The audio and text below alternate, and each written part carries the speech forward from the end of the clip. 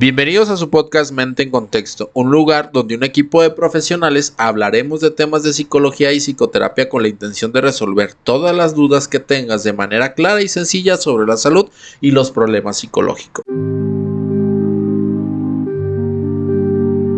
Y regresamos de nuevo a nuestro podcast Mente en Contexto y el día de hoy nos encontramos con nuestra compañera psicoterapeuta Andriette Galvez. Dime, ¿en qué eres especialista? Y ahorita me presento yo. Bueno, tengo 12 años trabajando en un hospital, en el área pública. Eh, Sin embargo, como clínica tengo alrededor más o menos de casi 2 años, sobre todo en el área de cuidados paliativos y dolor, ¿no? Okay. Vemos prácticamente el dolor físico en relación a.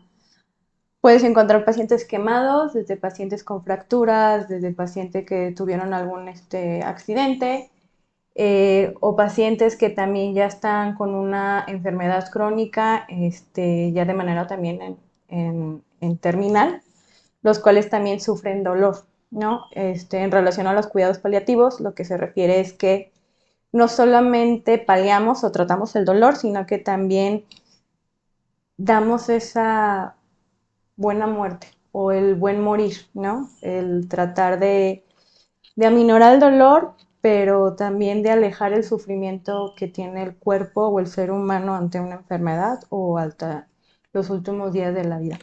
Y es difícil, por ejemplo, ahorita van a decir que, oye Marcos, ¿qué pedo? ¿Qué traes, güey? Estás muy agresivo con la Navidad. Pero vuelvo otra vez a lo mismo, a lo que hablábamos la sesión pasada. La Navidad está envuelta de situaciones agradables, de situaciones cálidas con familia, regalos. Muchas personas van de aquí para allá en el aspecto de que se mantienen distraídos con el tema de las festividades. Y perdemos muchas veces de vista que hay cierto sector de la población que no es menor.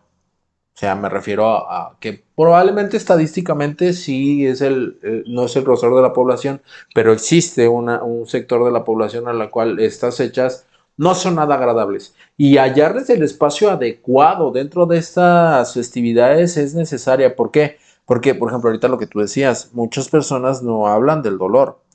Estamos acostumbrados, estamos bajo un contexto donde el dolor tiende a familiarizarse con un tema de debilidad. Ujú. Si te duele es porque eres débil, si te duele es porque no puedes, si te duele es porque no tienes la capacidad suficiente para seguir adelante. Y ese tipo de situaciones genera un contexto tan invalidante, tan juicioso, que las personas que en realidad necesitan este espíritu navideño de calidad, de calidez, de unión, de estar con la familia, se ve contrapuesto al decir que esta misma familia es ese contexto invalidante que genera desplazamiento de, güey, es Navidad, ahorita no hay espacio para tu dolor. Y pues claro que hay espacio. La parte paliativa es algo que yo no he tocado en el aspecto de qué me refiero paliativo. Enfermedades crónicas degenerativas es algo que a mí no me toca llevar. O por ejemplo lo que hablabas del tema del quemado. Si bien actúo directamente sobre el sufrimiento de las personas, sí hay sufrimiento biológico que es más complicado de tratar. ¿Qué piensas tú? Pues por una parte está el dolor, que lo que le llaman dolor nociceptivo, ¿no? Está relacionado a los estímulos provocados por algo, una lesión tisular, ¿no? Una cortadita y está el dolor. Pero por otra parte, ese mismo dolor tiene varias esferas, ¿no? Está la parte emocional, está la parte conductual y está la parte cognitiva.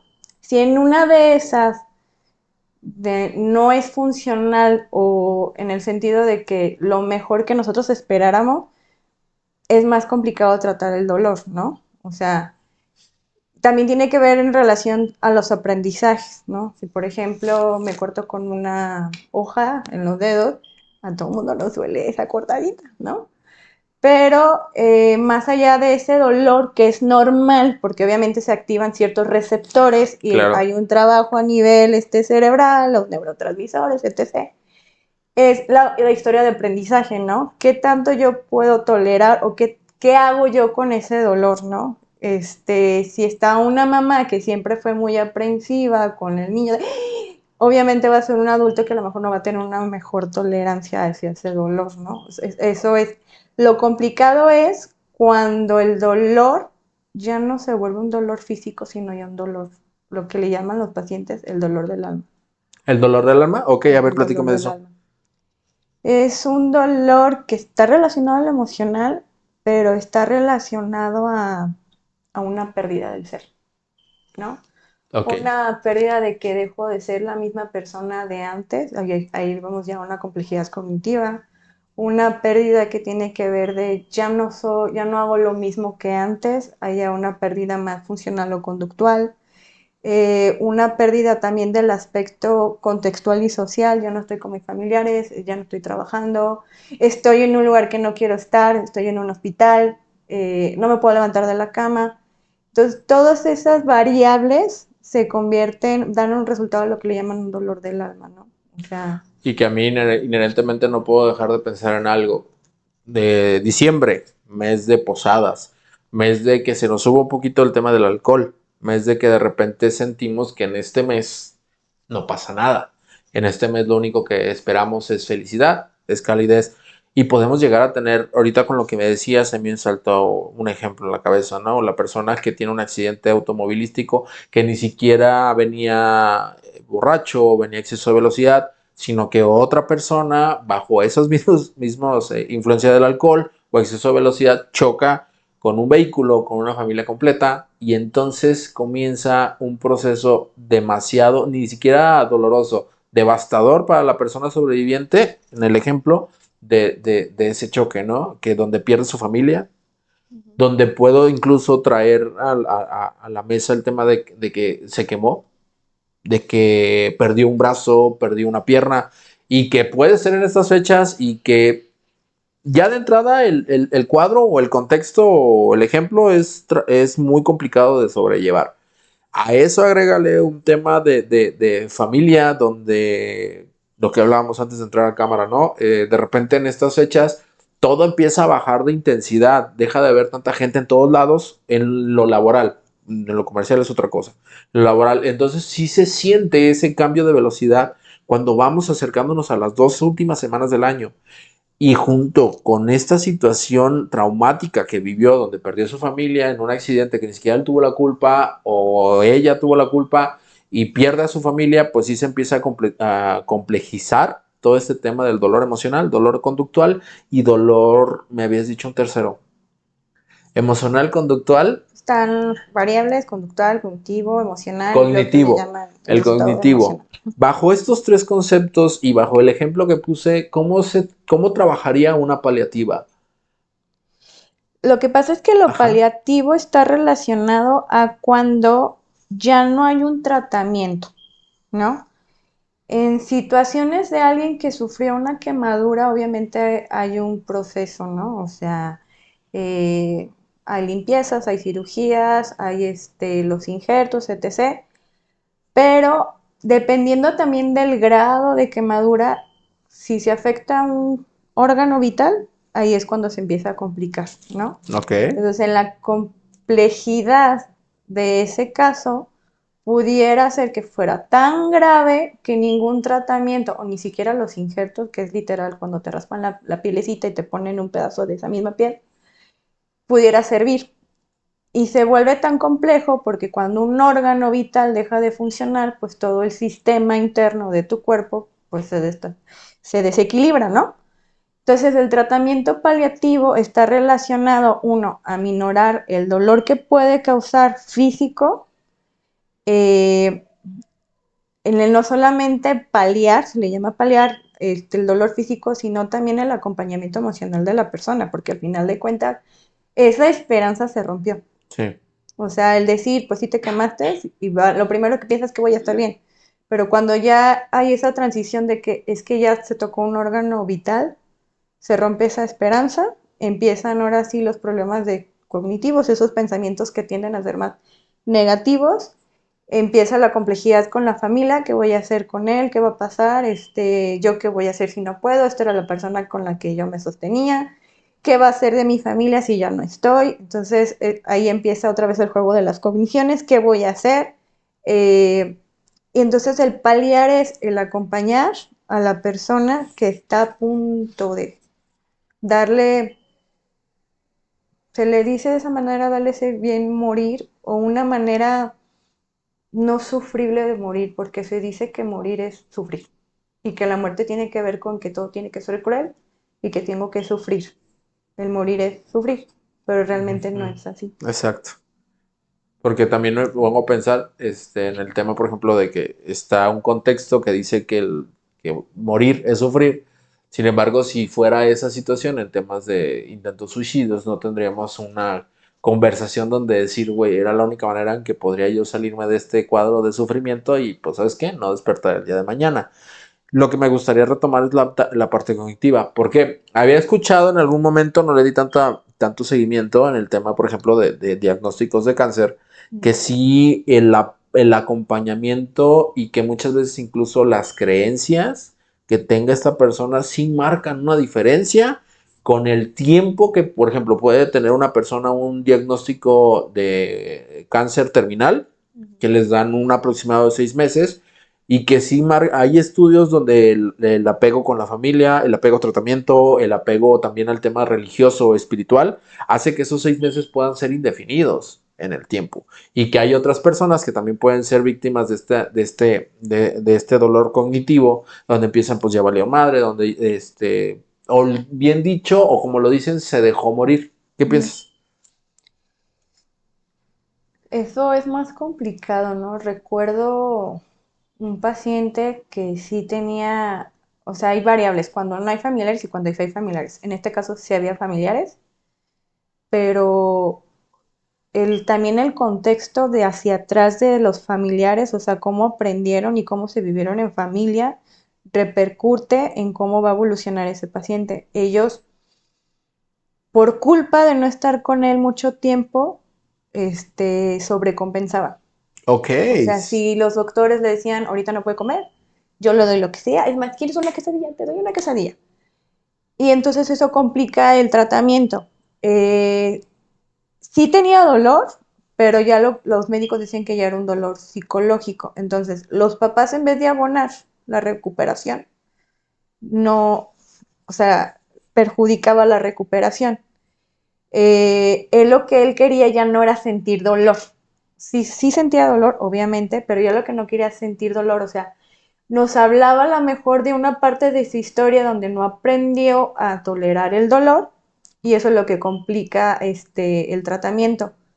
Cuando ya vieron hasta el medicamento más potente para manejar el dolor, era tanto el dolor del alma porque él ya había tirado la toalla.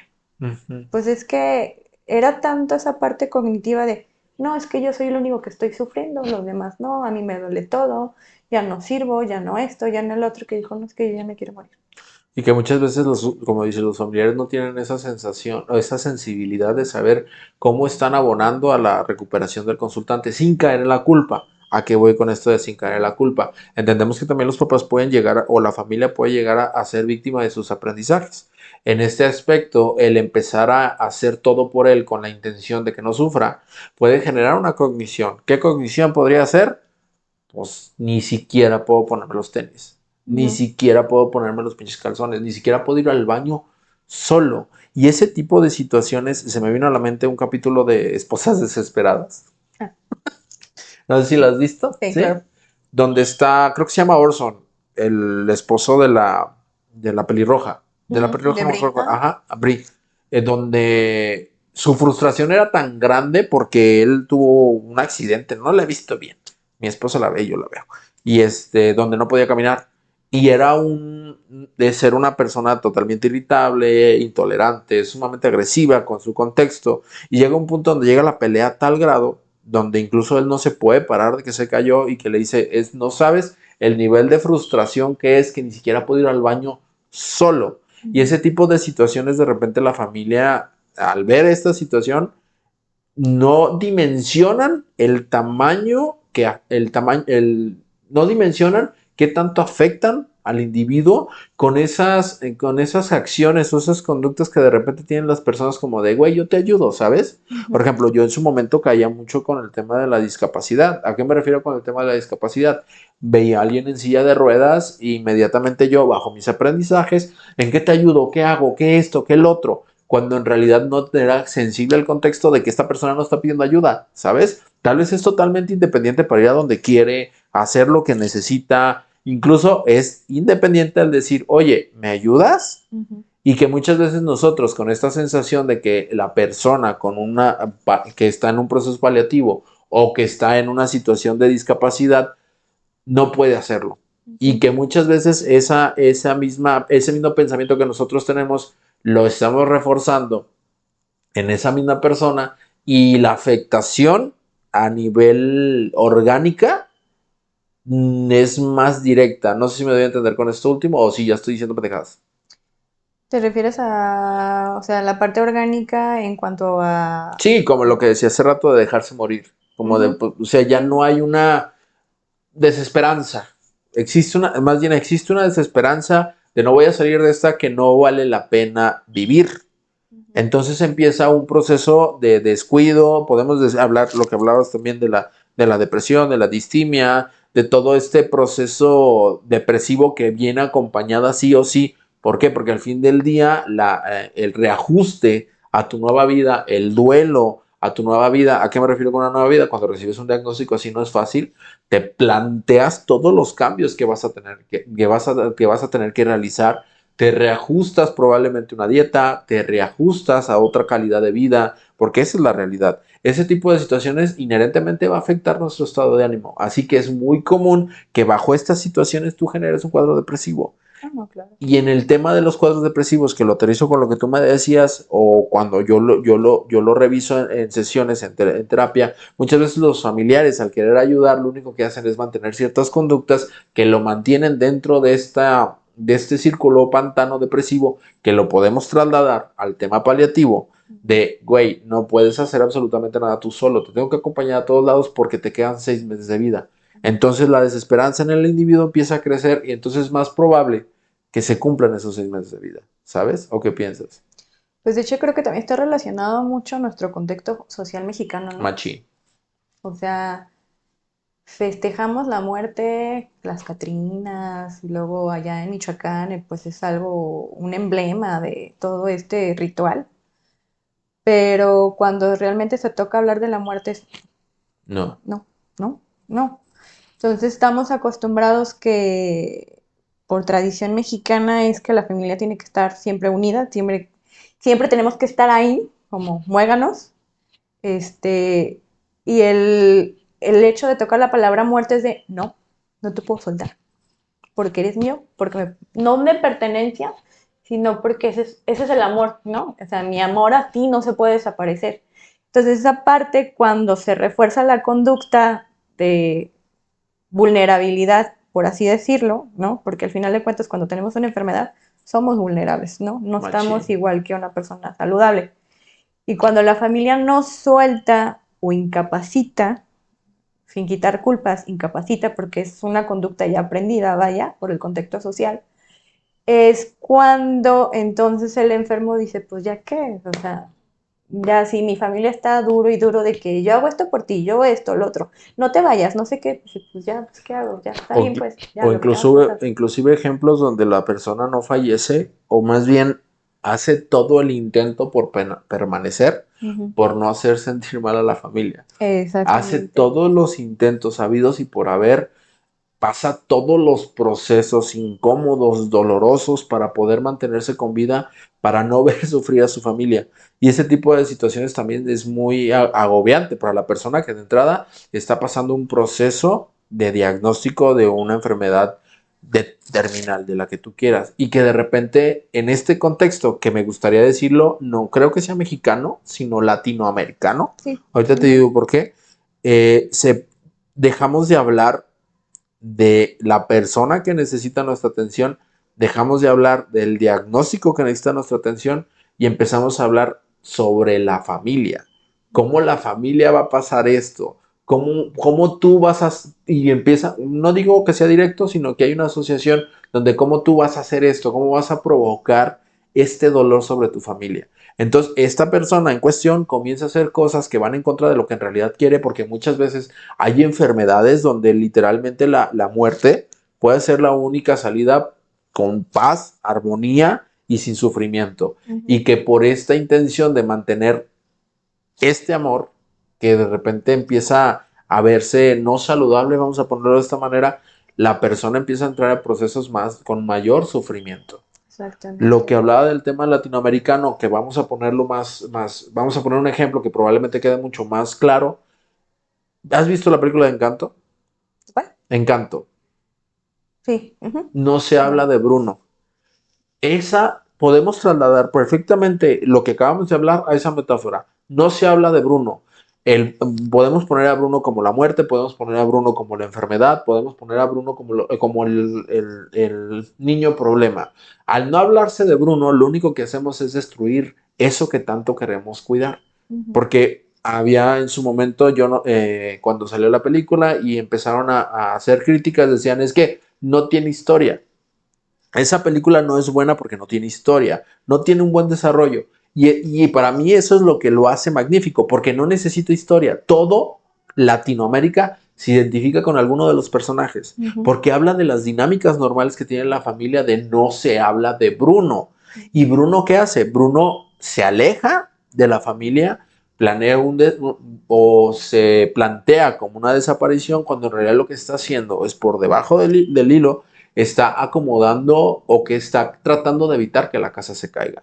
Ujú. Cuando empezamos a ver como toda esa analogía donde todo el mundo está haciendo lo que le toca, no por ella, sino por la abuela en sí, y que la abuela está tratando de evitar el sufrimiento del fallecimiento de su amado esposo, todo se vuelve en una situación paradójica que depende de un hilo, que pasa algo dentro del contexto que hace que se reviente. Y entonces cuando se revientan, las personas empiezan a dar cuenta que todo lo que estuvieron haciendo durante tanto tiempo era cansado, innecesario y sobre todo y sumamente doloroso. Ujú. Porque entonces ya empiezan a hablar de Bruno.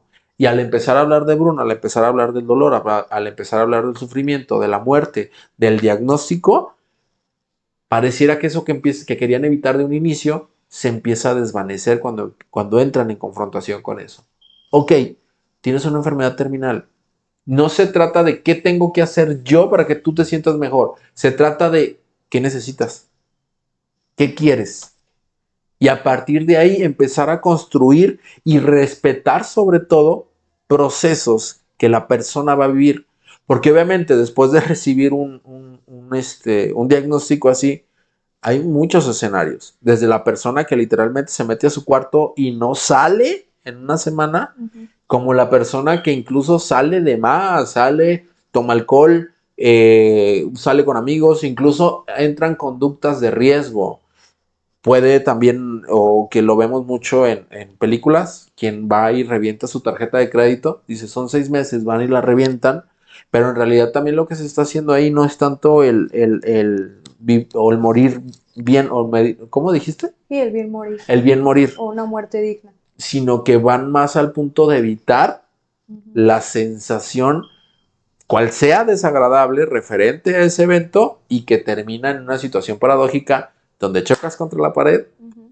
y sale peor. No sé qué Es piensas. como cuando soñamos que nos está persiguiendo un monstruo y según eso nos vemos corriendo, corriendo, corriendo y según eso vamos a salir de ese monstruo, pero no, seguimos en la misma distancia, al mismo tiempo, a la misma velocidad del monstruo y es justamente evitar, ¿no? Y entre más evitamos a la experiencia de ese sufrimiento, el sufrimiento se eleva tanto para el enfermo como tanto para la familia Y se también. vuelve bien angustiante. O sea, Ujú. yo también lo he visto en ese tipo de situaciones donde yo quiero a toda costa evitar esa situación, ese monstruo gigantesco, y que al fin del día lo único que necesitas es pararte y ver qué pasa. Porque al fin del día no hay, esa es una frase de mi abuelo, hijo, no hay plazo que no se cumpla, no hay camino, no hay objetivo al que no llegue. Y al fin del día cuando te alcanza eso y tú estás muy cansado, ¿sabes? Estás Ujú. sumamente cansado. Y lo digo desde la parte de la salud. ¿A qué me refiero desde la parte de la salud? Yo, gracias a Dios, me encuentro en buen estado de salud. Hay personas que aún con todo este contexto se fuerzan a seguir adelante Ujú. y entonces el desgaste físico y emocional va mermando el tema de salud y que al mermar tema de salud, pues Solamente hay una puerta, ¿sabes? Hacia dónde vas. Porque si bien lo biológico no se puede separar de lo psicológico, bien lo psicológico puede tener afectación directamente sobre lo biológico y lo biológico sobre lo psicológico. El estado de ánimo se va a ver en decaído y con el estado de ánimo me refiero también a incluso hasta tu limpieza, ¿sabes? Muchas veces dejas de bañarte, dejas de salir, dejas de comer. ¿Por qué? Y de repente dice, ¿por qué chingados está dejando de comer si es lo que necesita para estar bien? Pues resulta que esta persona se encuentra en estados ansiosos. ¿Por qué? ¿Qué creen? La puerta a la muerte sí es real. O sea, no solamente es verbal, no solamente es algo que dices, güey, pues es que sí está bien que le tenga miedo a mi jefe, ¿no? Aquí sí, el camino es literalmente hacia la muerte.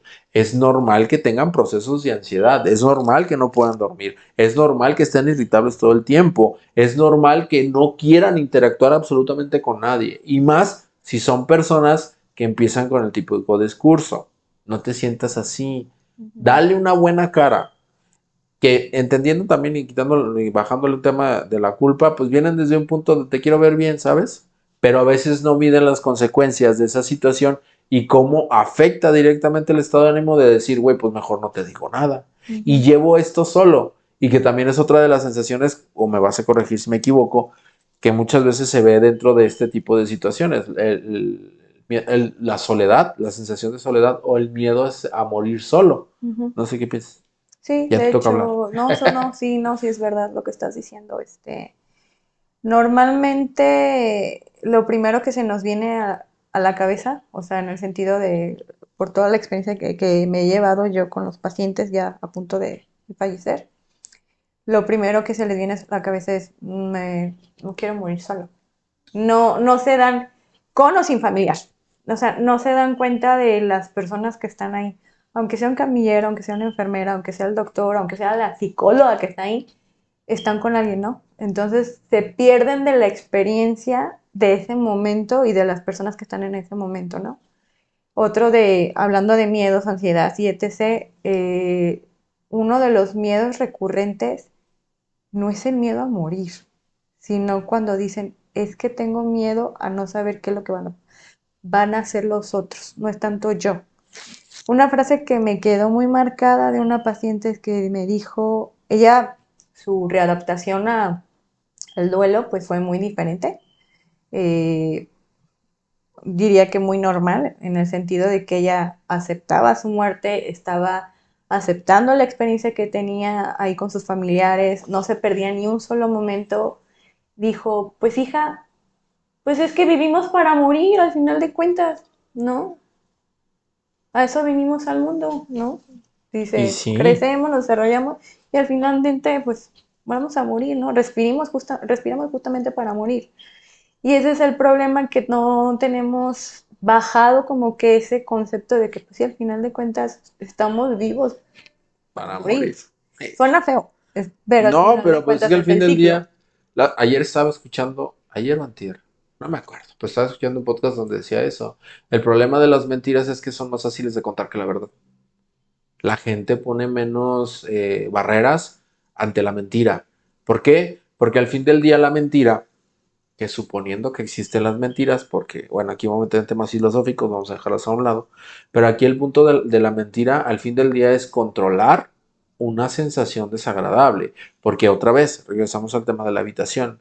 Ahora vamos a trasladarlo al otro lado. Por ejemplo, esta señora que ya estaba, que decía, bueno, intuí que era señora porque te dijo hija, intuí.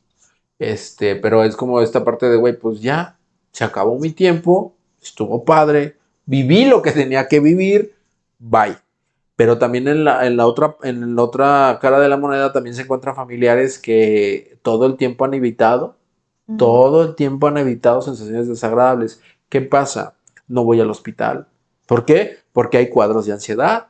Hay esa sensación desagradable de no querer ir al hospital porque sí, efectivamente, el hospital está asociado con muchos eventos traumáticos para todos. Hay gente que llega y el tan solo olor a desinfectante genera cuadros de ansiedad, cuadros de pánico. Sí es cierto, pero al fin del día estar evitando ese tipo de situación va a hacer que veas a tu familiar en un buen momento, porque también del otro lado de la moneda, también lo que se me viene a la mente o lo que recuerdo mucho es de que se quedan con la última imagen de la Sí, persona. sí. Y es como decide dónde quieres verlo, porque hay personas que dicen, no, yo en el féretro. Y cuando están muchas veces en el féretro, ya en el novenario o velándolo, es una frustración enorme porque obviamente ya no puedes regresar el tiempo y decir, decidí mal, por Ujú. evitar ver a mi ser valioso en una cama postrado, lo estoy viendo ahora sin vida. Y esto no era lo que yo quería. Yo simplemente quería evitar una sensación desagradable que inherentemente voy a llegar a chocar, la voy a ver en el féretro y aquí si se me permite voy a hacerlo muy personal. ¿A qué me refiero personal? No lo he leído en ningún lado, pero no se ven Igual, iguales. no. Claro que no, por varios procesos biológicos, varios procesos psicológicos y también el tema incluso del maquillista, el La preparación. contexto. Ujú. Si hay muchas situaciones donde no es, y también puede llegar, y pasa eso, de no es él, no es ella. Y este tipo de situaciones es como, o sea, la puntita del iceberg, porque en realidad antes de todo esto, hablando de una situación donde fue una enfermedad, donde estuvo mucho tiempo en el hospital, la persona paulatinamente evitó Ujú. ir. ¿Por qué? Sí, entiendo, la parte de la ansiedad, la parte del miedo, la parte de la tristeza, no soy tolerante al malestar, pero al fin del día el tiempo avanza, se los lleva y esa decisión que tomaste, ay, no quiero ser tan castigador con que la tomaste, porque a veces simplemente lo haces, simplemente vas, llegas a la puerta del hospital y te entra un blackout y ya estás de nuevo en tu casa y en realidad no sabes ni por qué evitaste, te disociaste, te despersonalizaste, pasa. Pero al fin del día, entender que a veces entrar en contacto con esa situación es necesaria por temas de valores de vida. Lo que hablaba también hace rato del tema de AC, pues vas a tener que confrontar esa situación. Ujú. Muchas veces el hacer esas cosas que son valiosas para mí me van a costar un huevo. Pero ¿qué cosas no haces todos los días que ya te cuestan uno? Inténtalo. Y sí, te va a tocar llegar a un lugar donde hay enfermedades, donde hay colores que no son agradables, donde hay olores que no son agradables, donde probablemente cuando salgas del elevador de cualquier hospital te va a tocar ver pasar a correr a un sinfín de enfermeros o de doctores porque alguien está a punto de fallecer. Todo ese tipo de situaciones son desagradables, sí, pero creo que si tomas el valor necesario y llegas y haces lo que funciona, la función específica de decir, estoy viendo a mi ser querido en el último momento de vida, toma una resignificación y dices, pues lo logré. ¿Qué piensas? Pues de hecho, retomando un poquito una parte de, como asimilando la parte cuando ya es en un funeral en un hospital, la conducta de los familiares es parecida, ¿no? Es que no quiero ir a verlo porque ya no es el mismo, ya no se ve igual. Pues claro, el cuerpo pues se va desgastando, ¿no? Pero al final de cuentas sigue siendo la misma persona, ¿no? Ese papá, esa mamá, esa hermana, ese hermano, prima, etc., sigue siendo la misma persona, ¿no? Aquí la pregunta sería, total, si lo veo o la veo, pues qué es lo peor que pudiera pasar o lo mejor que pudiera pasar, ¿no? O sea, retomo una parte también ¿qué prefieres, no? O sea, o mantenerte aquí o moverte de esos 360 grados, moverte un 180 y a lo mejor no va a ser tan malo. Sí va a doler, Sí. el sufrimiento es inevitable, el dolor es inevitable y no va a desaparecer, siempre va a estar, ¿no? Ujú. Pero ¿cómo prefieres llevar ese sufrimiento? O de este lado con la persona, ¿no? Acompañando a la persona. Y que después no sea el, ¿y si hubiera? Que los hubieras es cuando pega. ¿Y Es si que hubiera? sí, eso en realidad se podría definir como el verdadero sufrimiento. Si hubiera ido, si lo hubiera dicho. Ese tipo de pensamientos son muy intrusivos cuando estamos en eventos así. Y cuando no tenemos ese empuje, esa motivación, llamando de que te motives tú solo, que vayas y enfrentes esa situación tan aversiva, esto puede durar más tiempo que el mismo velorio, que el mismo proceso de muerte de la persona, porque pues tú te quedas. O sea, Ujú. literalmente no te puedo decir yo a ti hay algo allá, va a venir a jalarte las patas, no puedo decirte eso, pero tú sí te quedas. Y al quedarte tú, Sí, inherentemente evitaste verlo postrado en una cama y hablar las últimas palabras. ¿Pero qué crees?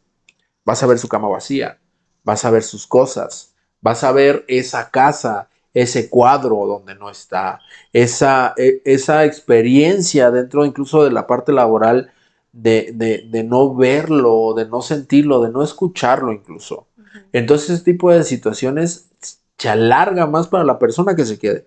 Y ojo, aquí no tiene nada que ver con la persona que fallece, tiene que ver más con esa habitación de decir, puta, güey, yo tampoco estoy aceptando de que ya se fue. Ujú. Porque también es otra cosa que pasa. Nosotros los mexicanos estamos muy alejados de la aceptación. ¿A qué me refiero con la aceptación? Tendemos a controlar todo, todo. Eso no ir es controlar el ambiente para yo no sentirme mal, para sentirme lo más cómodo posible. Pero inherentemente la evitación del dolor te lleva al sufrimiento. Entonces vas a terminar sufriendo con pensamientos intrusivos, durmiendo mal. ¿Por qué? Porque decidiste no ir. O Ujú. incluso sensaciones de culpa. Debí haber ido. Algo le debe haber dicho. Y no sabes. Porque, por ejemplo, otra vez volviéndolo a ser personal. A mí me pasó con mi abuelo. Eh, no fue tanto evitación, o por lo menos así lo digo yo, pero no iba al hospital porque yo tenía trabajo. Ujú. Y el día que dije, este día saliendo del trabajo voy para allá, pum, fallece. Uy, para mí fue durísimo. Y el aceptar esa parte me costó un chingo de trabajo. ¿Por qué? Porque vuelvo otra vez a lo mismo. Estoy en un contexto donde mi hijo ya se fue, no se sienta mal. Mi hijo está mejor allá, que directamente invalidan lo que yo estaba sintiendo de no llegaban a comprender o no tenían la sensibilidad para decir, a ver, ¿qué está pasando contigo, Marcos? Sino era más como de, no, mi hijo no llore, no pasa nada. Ya, mire, Ujú. ya no está sufriendo su abuelo. Cuando en realidad lo que yo tenía era vergas, güey, ese día y todo por el pinche trabajo. Todo por el trabajo, no alcancé a ver a mi familiar. Y ese tipo de situaciones es complicada cuando lo vives solo. Porque sí lo viví un chingo de tiempo solo. Solo con un amigo logré externarlo porque también era más joven, tenía 19 Ujú. años. Ya me hubiera gustado yo tener esta sabiduría, pero bueno. O sea, ese tipo de situaciones a veces no alcanzamos a notar el impacto que tiene a largo plazo por ese corto plazo. De decir, bueno, no lo quiero sentir y que lo vuelvo a aterrizar porque sí nos desviamos porque es un tema bastante interesante, pero al fin del día, en cuestión de Navidad, tendemos a invisibilizar todo este tipo de Ah, situaciones. no, claro. Y retomando una parte de lo que tú estás, de tu experiencia propia, cuando evitamos sucede algo que se le llama, se genera un duelo complicado, Ey. ¿no? Cuando aceptamos y decidimos decir, me va a doler, no me va a gustar, no quiero que me vea llorar, pero voy a llorar, pero va, lo voy a ver, ¿no? O cuando ya dicen, ay, es que es momento ya de por lo menos despedirse, hay un tipo de ritual, ¿no? Va, se vuelve un duelo anticipado y es un duelo más sano, se Saludable. podría Mm. decir. Pero cuando no, se rompe con ese duelo, lo que le llamamos duelar, se vuelve un duelo patológico. De hecho, retomando las palabras de todo va a estar bien, tú tranquilo, mira, no pasa nada, se vuelve un duelo desautorizado, ¿no? Y ese duelo desautorizado, el cual no te permites o no te permite vivirlo, al final de cuentas se va a volver un duelo patológico. Claro, el patológico lo podemos hablar más de 6 meses, pero sin embargo se vuelve patológico porque no es un duelo normal. Empiezan a haber unos cambios en tu vida, ¿no? Conductuales, sociales, lo que te refieres, me dejo de bañar, no quiero comer, dejo de salir, la vida no vale la pena, no es que no puedo dejar de pensar en esa persona, etc. Entonces, si nosotros nos permitiéramos movernos un poquito de ese 360 a lo mejor un 359, Mm. habría un cambio, ¿no? Y una resignificación de este duelo próximo, ¿no? Te permitirías realmente duelar a la persona y duelar también a ti, porque al final de cuentas también es una pérdida, ¿no? Es bidireccional el asunto. Sí, y también, por ejemplo, ahorita que decías eso, a mí me saltó a la cabeza que muchas veces en el funeral o en el hospital, la realidad es que no quieren entrar en contacto con la persona porque van a perder el control. ¿A qué se refiere con perder el control? Van a llorar, Bueno, van a llorar. Y si lloras, verga, una cosa horrible, sí, sí, cierto, sí. Pero creo que es mejor que pasar 6, 8, un año llorando de culpa dentro de tu cuarto en tu cama, en la bañera, en el baño de tu trabajo, porque decidiste evitar a corto plazo. Ujú. Porque también ahí es cuando, por ejemplo, tomando el tema del duelo patológico, ahí es cuando se empieza a complicar la situación. ¿A qué me refiero a complicar la situación? Porque estos eventos conductuales a veces no son visibles para la comunidad. ¿A qué me refiero? Vuelvo otra vez a lo mismo. Lloras en el baño, bañándote, lloras haciendo del baño, lloras en tu cuarto solo. No es visible para los terceros. Y esa máscara que nos ponemos ante los terceros es bien costosa de mantener. Ujú. Llega un punto donde empiezas a sacrificar un chingo de cosas por mantener esa máscara de que todo está bien. Entonces comienzas a hacer que ya no ya dejas de salir con los amigos porque vas a llegar a tu casa a dormir, porque estás sumamente cansado, te levantas tarde, llegas tarde, estás con muy pocos recursos para atender tus actividades naturales, llámese trabajo, llámese pareja, llámese amigos, te empiezas a aislar completamente, ese sufrimiento comienza a crecer, empieza a tener efectos biológicos sobre ti. Ya no, ya incluso te duele, te pueden doler las piernas, te pueden doler la espalda, de estar todo el tiempo acostado y que sabes que ese problema es por estar acostado y que te sientes impedido. Ojo, te sientes impedido a levantarte, a pesar de que sabes puntualmente que el estar acostado en esa cama es lo que te está haciendo sufrir. Y muchas veces las personas o la comunidad con la que tú te relacionas, se dan cuenta ya cuando es relativamente demasiado tarde, ya cuando el proceso ha sido tan reforzado o ha estado tanto tiempo que regresar a la normalidad se convierte en algo más complicado. Ujú. Aquí es cuando ya le llamamos, por ejemplo, un duelo complicado. No sé si la estoy cagando ahí, no sé. Sí, duelo Que tú eres complicado, duelo tú eres la patológico. chida. Ahí. Ujú. O sea, todo este tipo de situación aquí va. Vienen fechas decembrinas, viene Navidad, pásatela chido si tienes a toda tu familia. Si conoces a alguien que la va a pasar en el hospital, carnal, unas palabras. Y ojo aquí, estas palabras tienen que ser verdaderas. No sé si me doy a entender con eso. O sea, Sí. verdaderas en qué aspecto. A veces no sabemos qué decir. No sé qué decirte. Si necesitas algo, me avisas.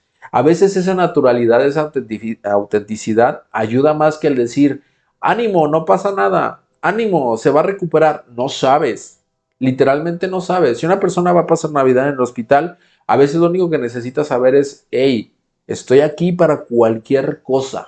Mándame mensaje, no importa que sean las 12 de la noche, no importa que sean las 3 de la mañana. Ahí voy a estar para ti. Y también demostrar con compromiso de que estás ahí. Contestas o incluso pues pon tus límites de decir, bueno, pues a las 6 no te contesto, pero te puedo contestar en cuanto despierte. Al fin del día, en este tipo de situaciones tan complicadas, el acompañamiento es necesario. Corrígeme si me equivoco. No, de hecho, retomando un poco lo que dices, es muy común que cuando la persona ya sea con dolor o la persona que está con una enfermedad crónica o en una etapa ya terminal y se está desahogando de alguna manera con algún familiar, los familiares empiezan a tener una situación de ansiedad porque no saben qué decir, ¿no? Es que no sé qué decirle, es que si le digo que no sé qué, si no tienes Ay, nada que ay, decir, sí, no digas nada. es lo mejor que podemos hacer, ¿no? Porque es una manera de estoy presente contigo, ¿no? Te amo, aquí estoy. Y creo que aquí ya voy a meter un poquito más incisivo, creo que es la palabra correcta. Eh, Entender algo. Cuando nosotros no queremos hacer sufrir a la otra persona, queremos sacar a la otra persona de su sufrimiento, no es cierto. ¿A qué me refiero que no es cierto? Lo único que queremos hacer es que nosotros no sintamos esa sensación desagradable en nosotros de ver a la otra persona sufrir. Entonces se vuelve paradójico, porque yo empiezo a hacer cosas desesperadas para sacar a la otra persona de su estado desagradable con la intención de yo bajar mi malestar. Entonces comenzamos a chocar porque cada cosa que yo digo desesperadamente aumenta el malestar de la otra persona. Y entonces en vez de hacer esto, nos empezamos a alejar. No hay problema, es natural. ¿A qué me refiero que es natural que pase eso? El malestar del otro, incluso el otro le decía a Cassandra, no va a haber episodio donde no diga tu nombre. Donde le decía, ese es el maldito problema de las relaciones interpersonales, o el que yo lo veo. Cuando ves a la otra persona sufrir y ese sufrimiento se vuelve tuyo. Claro que tú vas a querer alejarte de esa sensación desagradable, pero para hacer una conducta funcionalmente efectiva, que aquí ya me escuché muy técnico, que funcione básicamente, o que tú de veras hagas lo que quieres, que es que no sufra la otra persona verbalmente, preguntes, oye, ¿puedo hacer algo para ayudarte? No, ok. ¿Qué te va a tocar a ti? Tolerar ese malestar. Tolerar el malestar de ver a esa persona que para ti es valiosa, tal vez derrumbada, tal vez en un punto a punto de quiebre, y que lo único que a veces necesita hacer es sentarse a un lado y decir, pues te acompaño, punto. No, y retomo una parte y muy importante también de hace minutos atrás.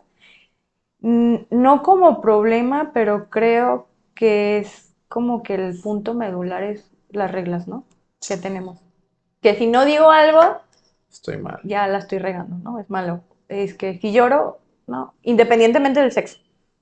Eres una, bueno, siempre refieren, eres una niña. Lloras O como qué niño. débil eres, ¿no? Y recuerda también esa frase, ¿no? De que, no, mejor lloro en la regadera porque no se me va a notar tanto el llorar, ¿no? Pero al final de cuentas es un proceso natural del cuerpo, ¿no? Bioquímico, ¿no? A nivel de neurotransmisores cerebral. Y también pues es un proceso que se debemos de, justamente de llevar a cabo porque veámoslo como una bolsa que tiene cierta capacidad y le estamos metiendo, metiendo, metiendo, metiendo, metiendo, metiendo. Es una manera de sostener. Va a llegar un momento en que esto va a explotar, ¿no? Insostenible. Y cuando explota es cuando llega el problema, ¿no? Entonces, el llorar, pues no es malo. O sea, hay que permitirnos llorar, ¿no? Aunque digan, ay, es que es muy ridículo. No importa. O sea, Sí. es que no quiero que me vea la otra persona llorar. La persona si te ve llorar, a lo mejor lo primero que se le va a venir a la cabeza es que no te preocupes, pero también el llorar es una manera de ser empáticos, ¿no? Y genuinos. No sé, si tomamos el punto funcional del llanto, tiene una función comunicativa. Y siempre lo digo, cuando tú ves una persona enojada, pura madre que te acercas. Ah, no, Es a claro. que se quede allá lejos. Ujú. Cuando ves una persona llorando, de cierta manera sientes como esa sensación de, hey, ¿todo bien? Sí, de proteger, de contener. ¿Te puedo ayudar en algo?